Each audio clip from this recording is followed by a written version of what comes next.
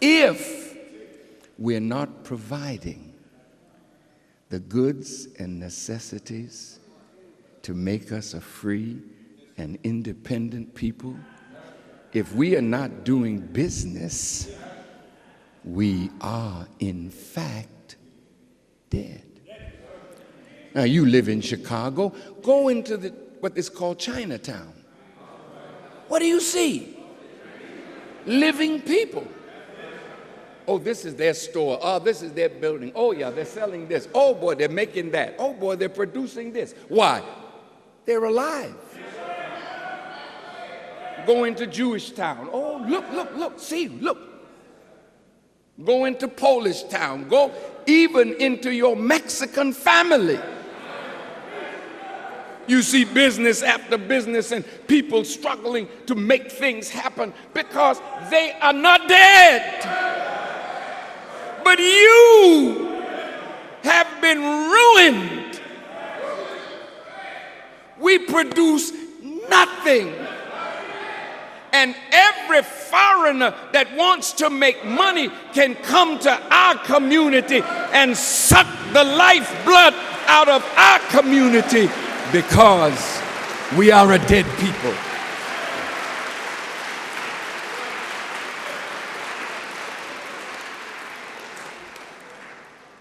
So,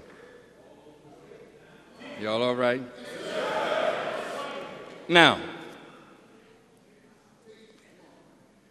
if the time was up in 1914 and he was given an extension of time for two reasons: to allow for our rise here. Get up. Get busy. Unify. Do something for yourself. That would show that you're alive. But if we continue to beg white people to build a house for us, give me a job, educate me, then you're not alive.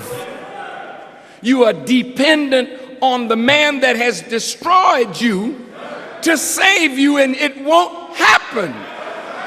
And the fact that a beautiful brother of ours is the President of the United States does not change reality. I don't want to hurt anybody's feelings. Our brother wants to do good. He's trying with all his might, but he's surrounded by forces that is very difficult for him to overcome.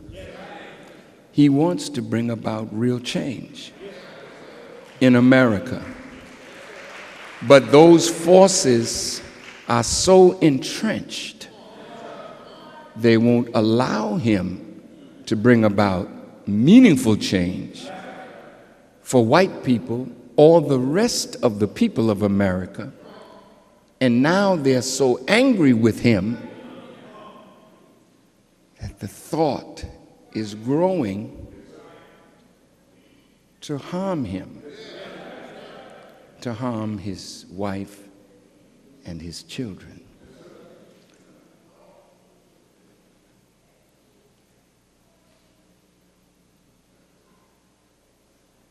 What else is this grace period for? To give white people a chance to repent. Now, look, I don't know how many of you were here when the Honorable Elijah Muhammad made his last great speech to us in 1974. He said, and I'm quoting, "You cannot blame the clay. You have to blame the potter if the clay is not satisfactory." He said, "I didn't raise you up to be mockers of any people. if you called the white man a bad name, he could easily say to you, I did not make myself. Well, if we made him to do what he's doing, then why would you blame him?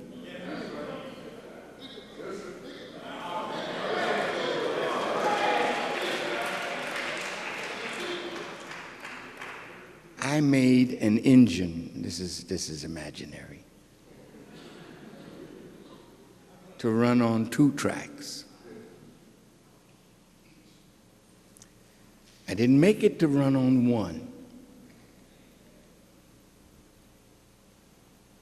But if it does not do what I made it to do, then there's something wrong with me who made it, or somebody interfered with what I made this thing to do. If God gave, listen, Satan power to rule.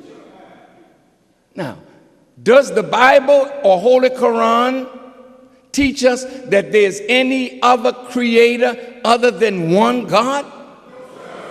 Answer me. There is not another creator? Then God must have made the devil.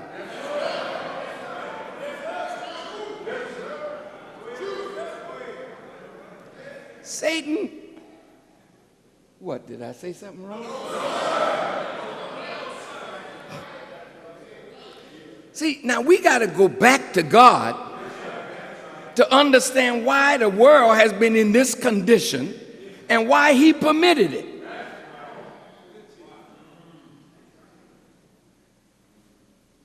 Because there's no other creator. So I opened the book, the Bible, Genesis. Look at this. Look at this. God, in the 3rd chapter of Genesis, it says, now the serpent was more subtle than any beast of the field which the Lord had made. So he made all the beasts of the field. He made the serpent too, right? Now check this out. And he said unto the woman, listen, he asked her a question. Yea, hath God said, you shall not eat of every tree of the garden? Did you read that it was Adam, then he made Eve? You didn't read that he made the serpent. But whatever instruction he gave to Adam and Eve, now the serpent had ears. He heard what God said. Then the serpent comes back to Eve and asks her, hey, baby. Oh, sorry. Did God say you should not eat of every tree of the garden? And the woman said unto the serpent, we may eat of the fruit of the trees of the garden, but of the fruit of the tree which is in the midst of the garden, God hath said, you shall not eat of it, neither shall you touch it, lest ye die. Now the serpent is talking after God. Oh, baby, don't worry about that. If you eat it, you shall not surely die. Now listen to the serpent. For God knows that in the day you eat thereof, your eyes shall be open, and you shall be as gods, knowing good and evil.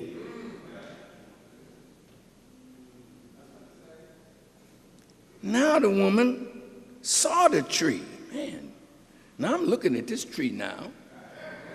Man, it looks good to me. It was good for food. And it was pleasant to the eyes. And a tree to be desired to make one wise. So she took the fruit thereof